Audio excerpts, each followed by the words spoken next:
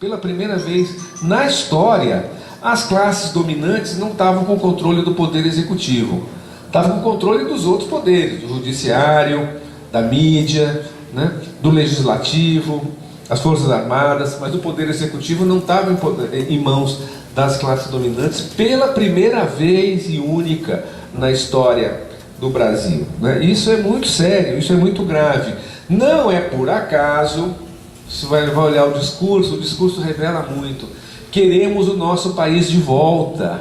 Olha que maravilha essa frase, que queremos de volta, tomaram o nosso país, o país é deles, sempre foi. Eles que fizeram esse país 500 anos, exterminando os índios, depois faltou mão de obra para trabalhar, trouxeram escravos da África, eles que fizeram, tomaram esse país, pô, queremos de volta, né? Essa é a ideia, né?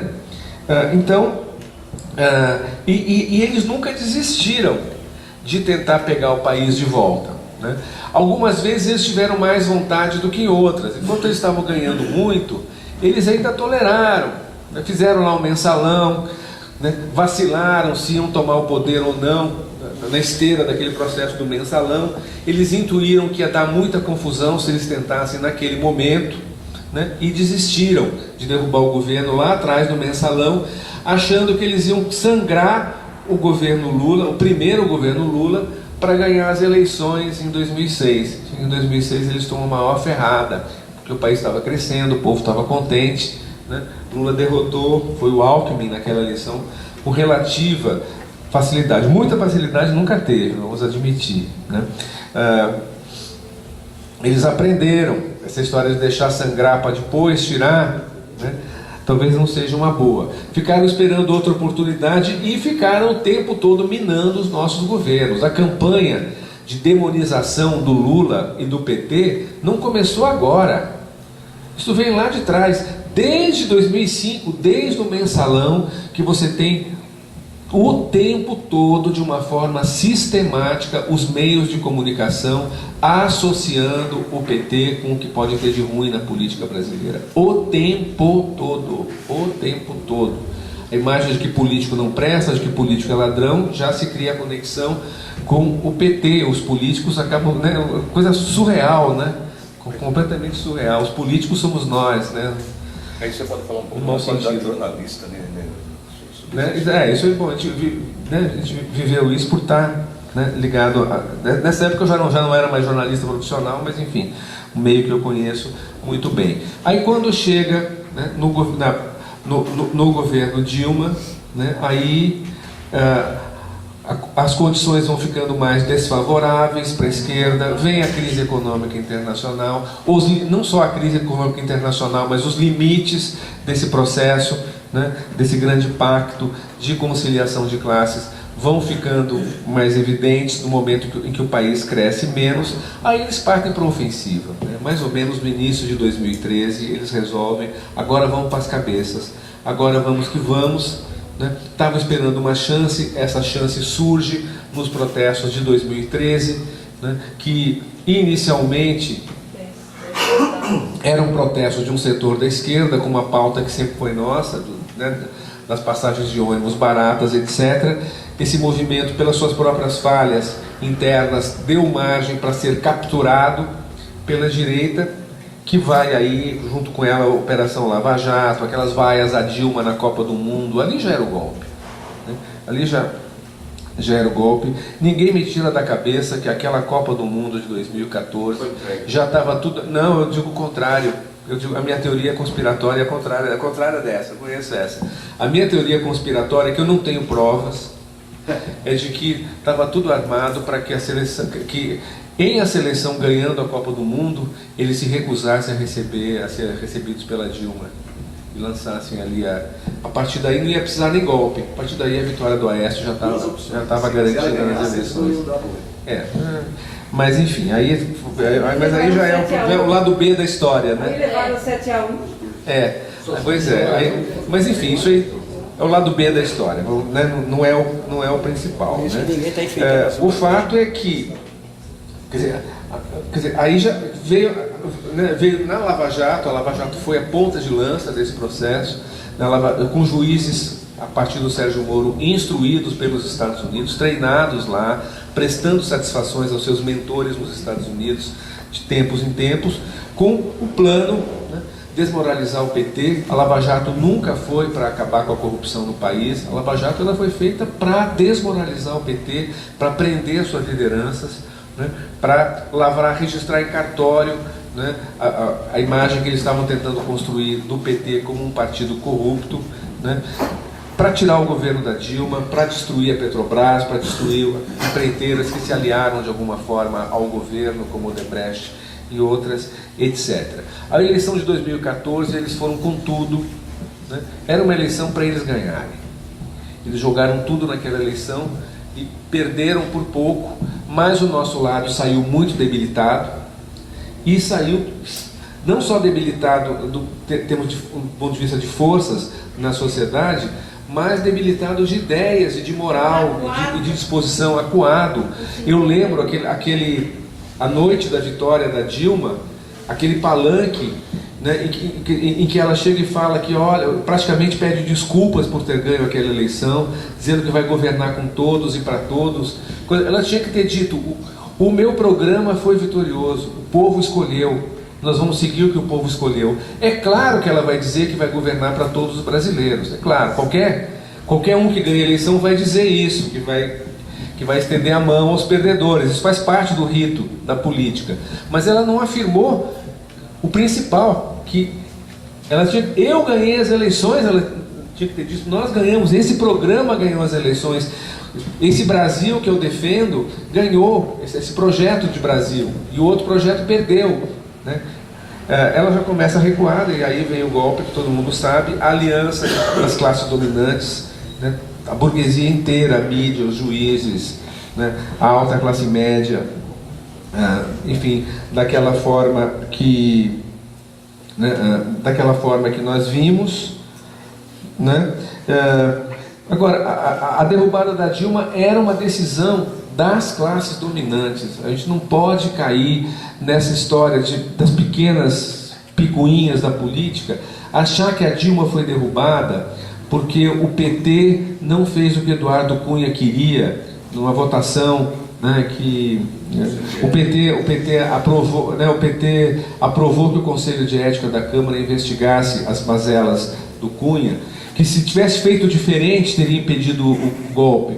O golpe não foi uma coisa do Eduardo Cunha. O Eduardo Cunha é uma figura pequena, minúscula nessa história. Ele jogou um papel ali, cumpriu, né? Foi uma peça de uma engrenagem que foi útil até um certo momento. Quando não era mais útil, ele também foi preso, também foi tirado de cena, né? O golpe não foi por causa do Eduardo Cunha, o golpe não foi por causa da inabilidade da Dilma, né? Que a Dilma não tenha o jogo de cintura do Lula, isso aí é óbvio, é sabido por todos, né? Isso prejudicou ela? Prejudicou, mas não, se fosse o Lula teria sido derrubado do mesmo jeito, entendeu? Porque não era, ali era uma questão de interesses de classe que estava em jogo, era uma máquina muito maior do que as personalidades envolvidas, né, aí nessa história. E o que estava em jogo não era simplesmente tirar a Dilma, era muito mais, era tirar a Dilma, né, e aplicar um projeto, né, de aplicação do neoliberalismo da forma mais selvagem, mais brutal do país, um projeto de realinhar o país com os Estados Unidos na cena internacional, né, e um projeto de fechar as portas da institucionalidade, fechar as portas do poder no Brasil às classes populares. Quer dizer, tomar a sala, fechar a porta e jogar a chave fora, para nunca mais a gente poder chegar aonde nós chegamos. E para isso não basta tirar a Dilma, botar o Temer, não basta depois eleger alguém deles nas eleições, é preciso muito mais, é preciso acabar com as nossas lideranças, deslegitimar elas completamente. É preciso prender o Lula, inclusive, como prender. Todos não acreditavam que iam chegar ao ponto de prender o Lula. Chegaram, está lá. Aliás, quanto tempo? Um mês atrás, 52 meses atrás, né, são 57 dias pela minha conta, que o Lula está preso. quando convencer, ali, quando tentavam convencer aquelas pessoas, vocês lembram em São Bernardo, né, que tinha um grupo ali que queria resistir e tal, diziam, não vamos, deixa o Lula aí, porque se ele resistir vai ser pior, porque a gente tem uma ação que a gente vai entrar, dali a 2 semanas ele está solto. Cadê, né? Cadê daqui a 2 semanas? Não vai, olha, antes da eleição, é só um milagre mesmo, porque não tem lógica, né? Eles soltarem o Lula antes das eleições, não tem lógica, a lógica deles é de deixar o Lula preso mesmo por muito tempo, porque é algo muito maior, né? Não por acaso estão tentando quebrar os sindicatos também, então, né? O ataque não é só contra o Lula, nem contra o governo quando existia, o ataque é contra o PT.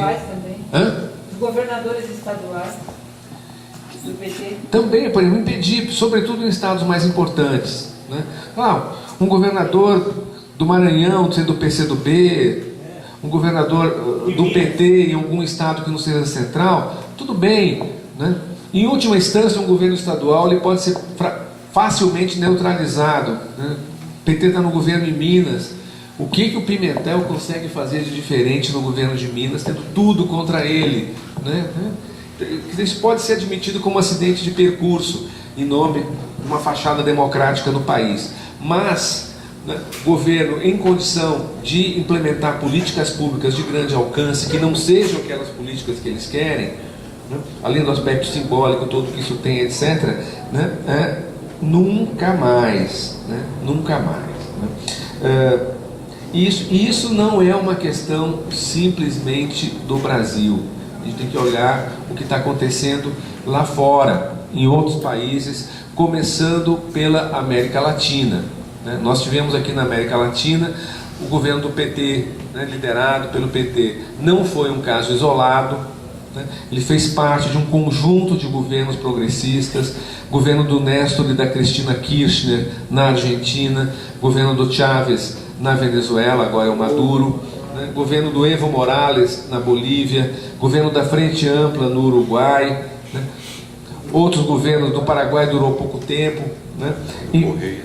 Do Correia, Rafael Correa, foram 10 anos no Equador, governos na América Central também, né?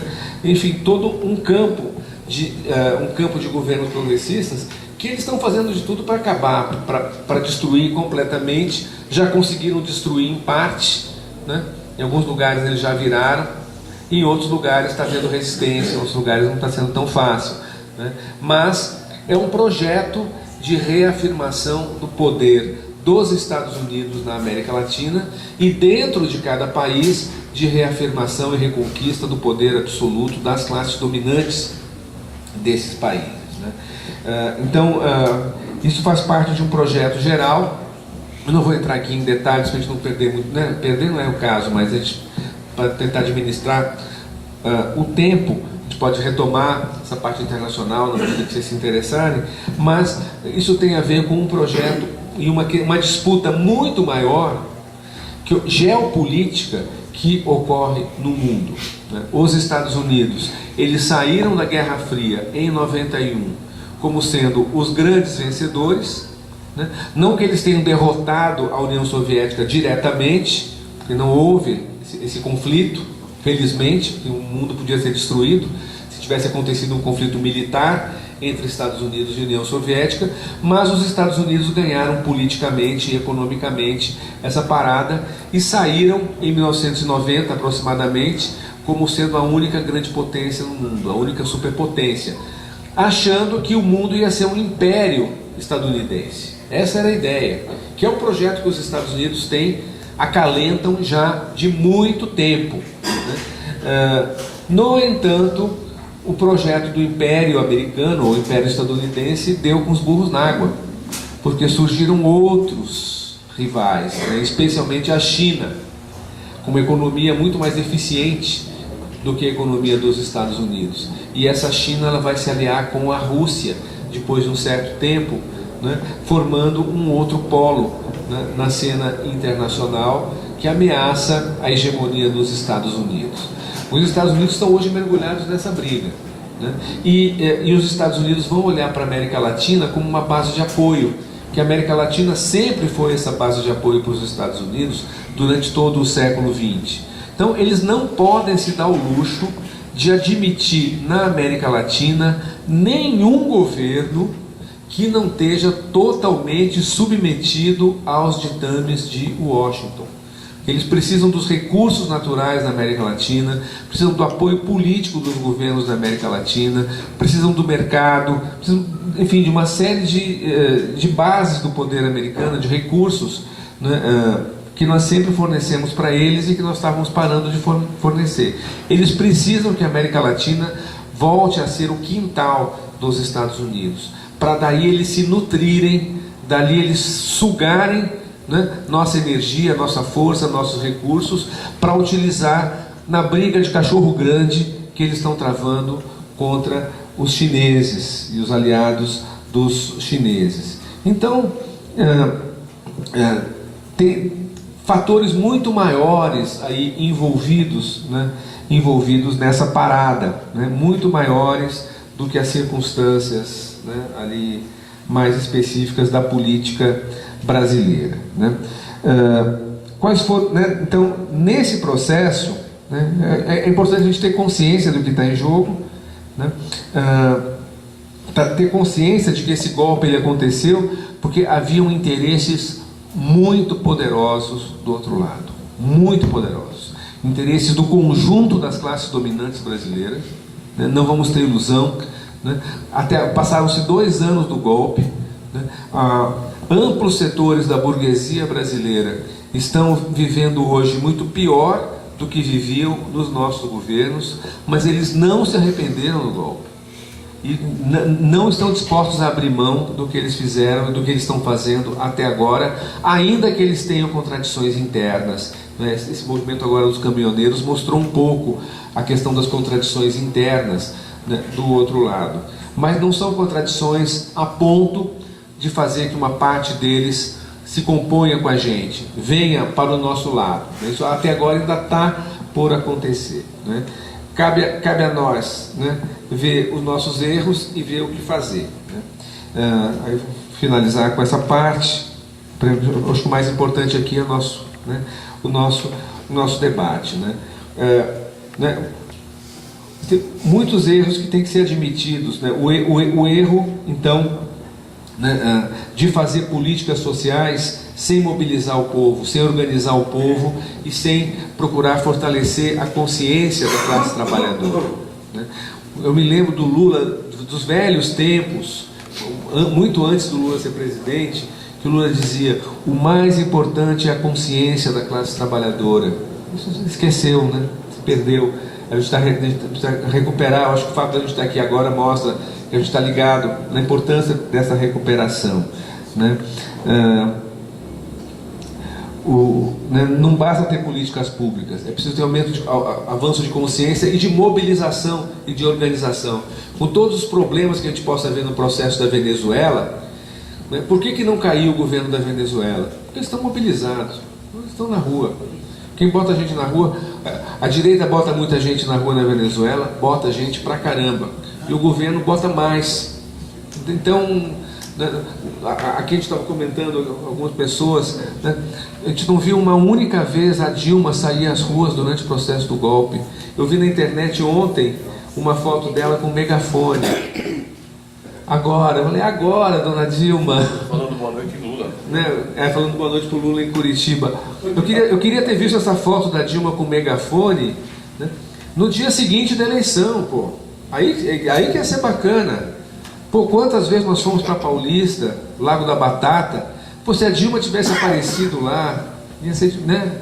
Não sei se teria revertido o golpe, mas a gente teria tido mais força, né, naquele momento. Então, esse é um erro, o erro da política de conciliação de classes, né, de acreditar no jogo de ganha-ganha. Na luta de classes não tem ganha-ganha, infelizmente. De um lado ganhar, o outro lado perde. Oi? 15 segundos de televisão vai dar pra gente. Escutei muito isso no PT. Então, você pode ter ganha-ganha na economia. A economia, né, cresceu, distribuiu para todos. Agora na política não tem ganha-ganha. Na política um ganha, outro perde. Na política é conflito.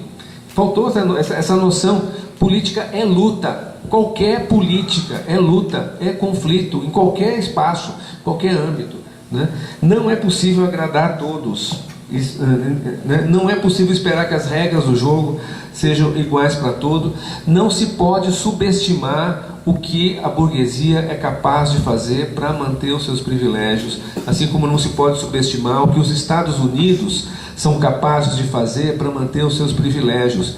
A gente está vivendo um processo de conflito mundial.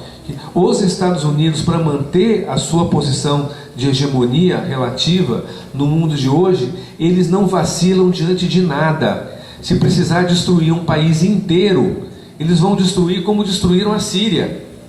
Destruíram a Síria, foram no mínimo 300 mil mortos na Síria. E agora eles não desistem. O governo da Síria ganhou a guerra civil contra os Estados Unidos e eles estão trabalhando para não reconstruir a Síria, para manter a guerra na Síria. Eles não querem a paz, porque a paz com o governo da Síria, que vai ser contrário aos Estados Unidos, não pode. Então que se mantenha em guerra, que destrua, que morra mais 300 mil pessoas, mas que não fique nas mãos de um governo contra os interesses deles. Essa é a política dos Estados Unidos. Estão fomentando uma guerra contra a Venezuela, querendo arrastar a Colômbia e o Brasil à guerra contra a Venezuela.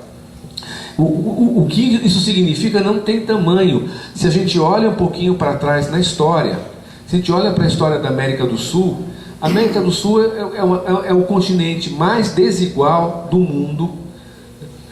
Problemas, coisas negativas para falar da América do Sul não vão faltar, mas pelo menos uma coisa positiva a gente pode dizer da América do Sul. Aqui é um continente de paz. Paz do ponto de vista internacional. Dentro dos nossos países nunca teve paz, né? Mas pelo menos essas guerras de um país contra o outro, que a história da Europa inteira é isso, que você tem em outras partes do mundo, no Oriente Médio, né?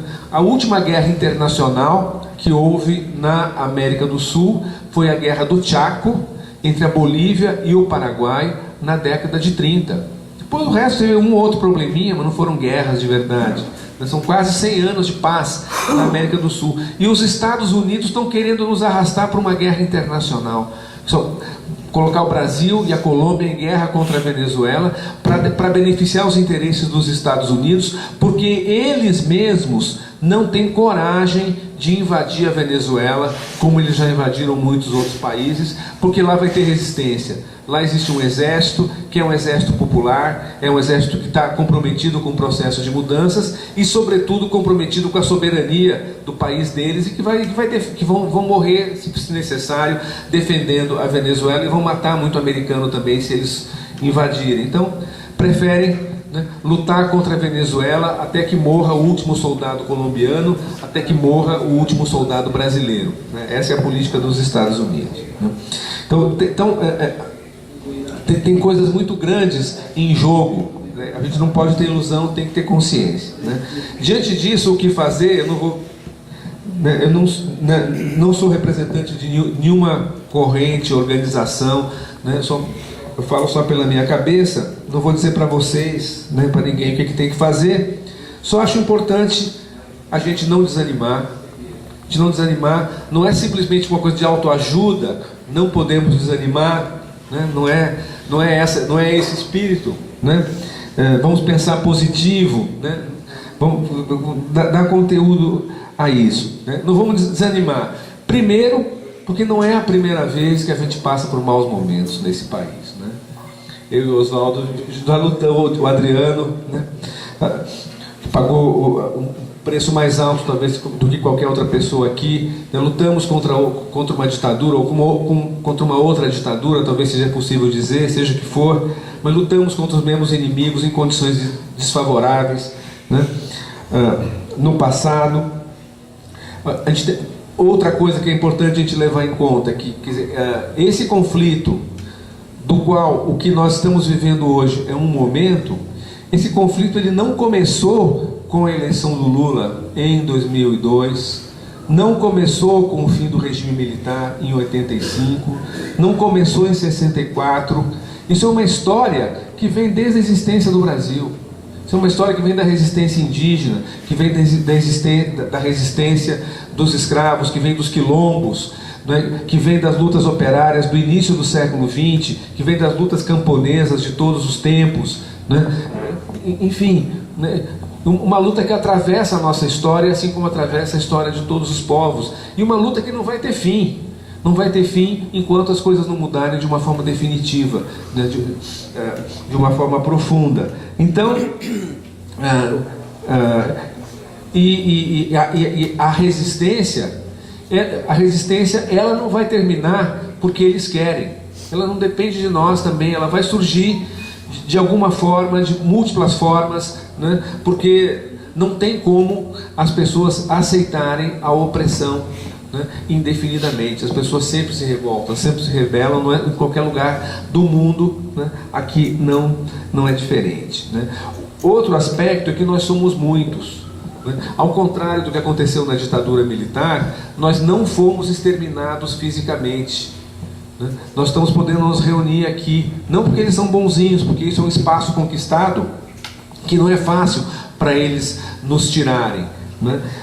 Nós somos muito mais do que éramos na época da resistência à ditadura. Nós somos múltiplos. Muitos que não pensam igual a nós, que têm visões diferentes, também estão na resistência, né? Estamos aqui, né, uma média de idade, né, mais próxima da minha do que da minha filha, aqui representados, mas né, a juventude estava nas ruas hoje, uma parte da juventude lutando contra a privatização da Petrobras, e está lutando de múltiplas outras formas, né? Existe uma juventude que está do nosso lado, né? Não são só as pessoas mais maduras que estão nesse combate, né? E tem também o outro lado, né? O que o outro lado ganhou essa parada, né? A gente não sabe até onde esse outro lado vai, se eles vão ter sucesso, né, nas eleições, se é que vai haver eleições. Eu acredito ainda que vai, mas é uma outra discussão. Colocar o governo deles nas eleições, mas seja como for, o que eles têm a propor? Qual é o projeto de país que eles têm, né? Eles têm uma agenda negativa. A agenda negativa é contra nós, né? Contra a Petrobras como empresa pública, contra o ensino universitário público e o ensino público de modo geral, né? Contra a presença da esquerda na vida política do país, contra um monte de coisas, né? Agora, qual é a agenda? Isso é a agenda negativa. Qual é a agenda positiva que eles têm? O que eles têm para propor? O que eles têm para propor? Nós vimos agora as consequências na greve dos caminhoneiros. A liberalização total do setor de energia, de combustíveis, a entrega do controle desse setor pelo capital estrangeiro, né? Essa greve dos caminhoneiros é uma amostra dos problemas que essas políticas deles estão causando. Porque para fazer isso, desestrutura todo o setor de transportes, desestrutura toda a cadeia produtiva que tem a ver, né, com os combustíveis, entra em choque com interesses deles mesmos do agronegócio, enfim. Então, é uma agenda que não tem consistência, né? É muito difícil num país do tamanho do Brasil, com economia do tamanho da nossa, uma sociedade complexa como a sociedade brasileira, tentar transformar o Brasil numa república bananeira, com todo o respeito pelos países da América Central que enfim, foram associados a esse termo. Aqui não é uma república bananeira, que não se governa dessa forma, né? Eles mesmos estão começando a ver que é muito mais complicado, né, do que parecia. Eles não têm um projeto, uma ideia capaz de convencer as pessoas de que, indo pelo caminho deles, as coisas vão melhorar. Eles conseguem dizer, tem que tirar Dilma, as pessoas que odeiam o PT, que odeiam, né, qualquer política da classe trabalhadora, vão morrer defendendo. Não, paneleiros de classe média alta, eles não querem saber se a vida deles está pior ou está melhor. Basta nós estarmos fora para a vida deles já estar melhor. Já está melhor simbolicamente. Fila da gasolina, pode ser o que for, falência dos negócios deles, não interessa. Esse pessoal não vai mudar a cabeça nunca. Podem morrer de fome, mas não vão dar o braço a torcer. Aqueles que foram enganados por eles, sim, esses nós temos que disputar, temos que travar a luta de ideias, né? Isso é fundamental, mas não vamos ter ilusão de que eles vão se arrepender, perceber que fizeram cagada. Agora, eles não têm propostas positivas, um projeto de país convincente, né? Eu me lembro quando Collor foi eleito, né?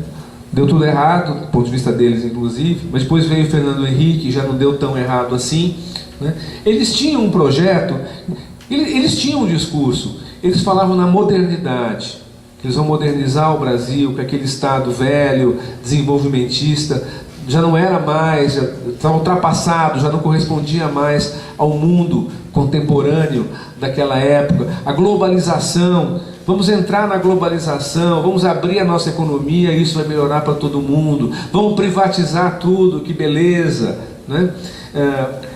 E isso convencia muita gente, né? Isso tinha uma certa consistência, esse discurso. Hoje eles não têm. Você vai falar em globalização, nem falam, porque que piada, né?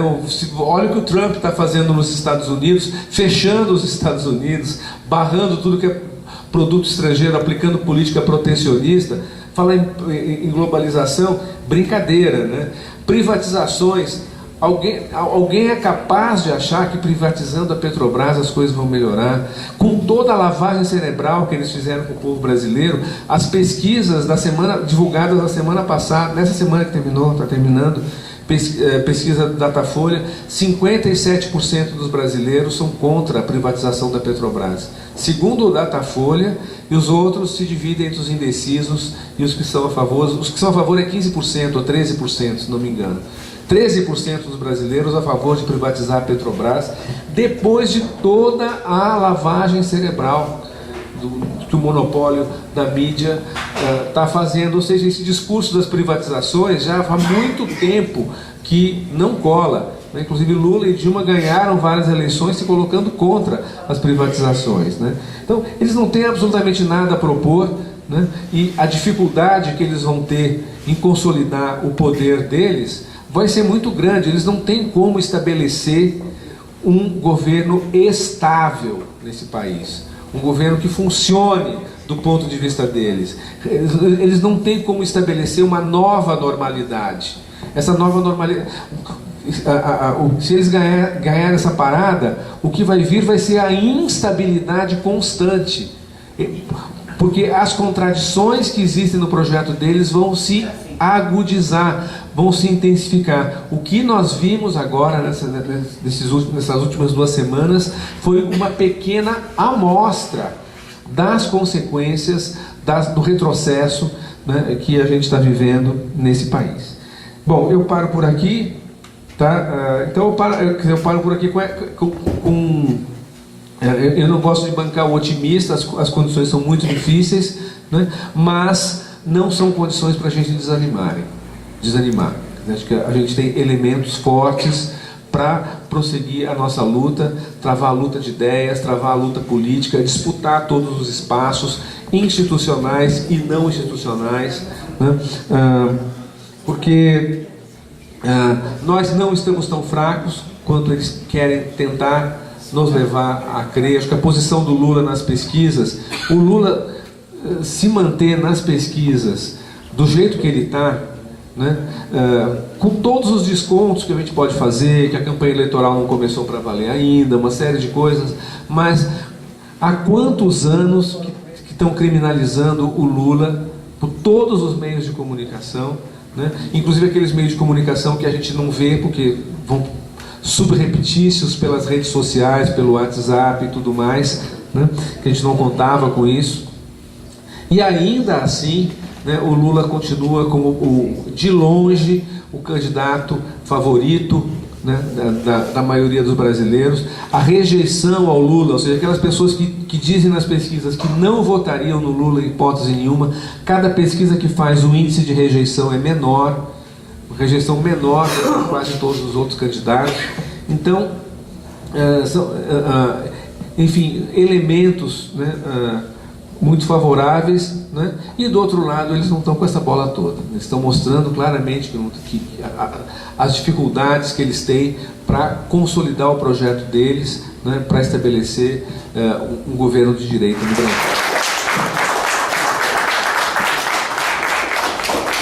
Mais uma vez, quero agradecer a honra do Igor ter aceitado esse convite e vir bater papo aqui com a gente, né?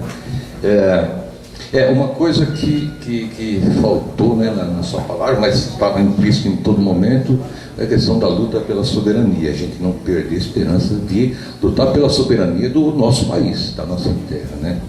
E destacando as contradições desse governo golpista, que foram visíveis com a greve dos caminhoneiros, e o fato de ele ser um governo instável, caso eles ganhem nessa eleição, nessa fraude que eles vão tentar fazer, a instabilidade permanente entre o povo, entre eles mesmos.